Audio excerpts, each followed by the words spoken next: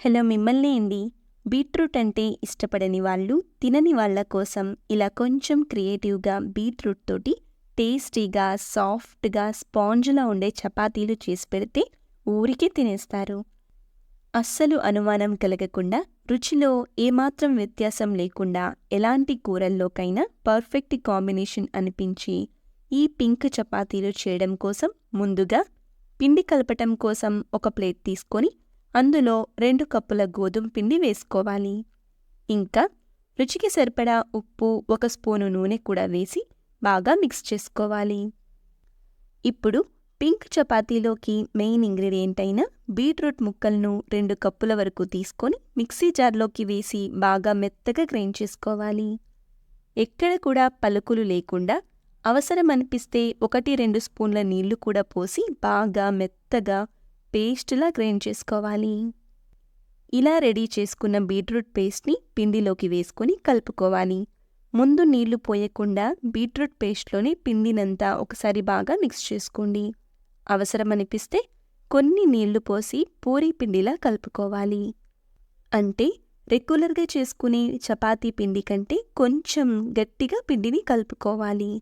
ఇందులో బీట్రూట్ వేయడం వల్ల చపాతీలు సాఫ్ట్గా, స్పాంజ్ లాగా మెత్తగా వస్తాయండి. కాబట్టి పిండిని కొంచెం గట్టిగా కలుపుకోవాలి.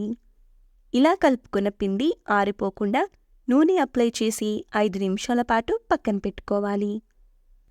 తర్వాత చపాతీ కోసం కావలసినంత పిండి ముద్ద తీసుకొని గుండ్రంగా చేసి పొడిపిండి చల్లుకుంటూ గుండ్రంగా చపాతీని వత్తుకోవాలి.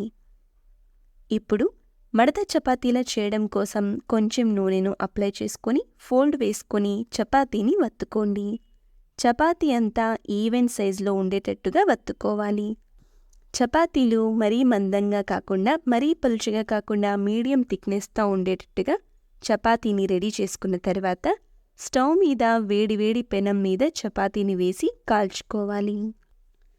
నార్మల్ చపాతీల్లాగా బీట్రూట్ చపాతీలు ఫుల్లుగా పొంగవండి. ఎందుకంటే ఇందులో ఫైబర్ ఎక్కువగా ఉంటుంది కదా. సో కొద్దిగా నూనెను వేస్తూ 2 వైపులా చపాతీని ఈవెన్గా కాల్చుకోవాలి. ఇలా చక్కగా రెడీ చేసుకున్న బీట్రూట్ చపాతీను ఏదైనా స్పైసీ కర్రీతోటి సర్వ్ చేయండి. ఎంతసేపైనా చాలా సాఫ్ట్గా, స్పాంజ్ లాగా మెత్తగా ఉండే ఈ బీట్రూట్ చపాతీలు పిల్లలు కూడా చాలా ఇష్టంగా తింటారండి. పింక్ చపాతీలు ఎలా చేయాలో చూసారు కదా. మీ ఇంట్లో కూడా బీట్రూట్ తినని పిల్లల కోసం ఇలా ఓసారి ట్రై చేయండి. ఈ చపాతీలు చాలా టేస్టీగా ఉంటాయి. ఈవెన్ కర్రీ లేకపోయినా ఉత్తి చపాతీని తినేయచ్చు. మరి ఈ రెసిపీ నచ్చినట్టయితే లైక్ చేయడం మర్చిపోవద్దు. అలాగే మన ఛానల్ని సబ్స్క్రైబ్ చేయండి. Thank you for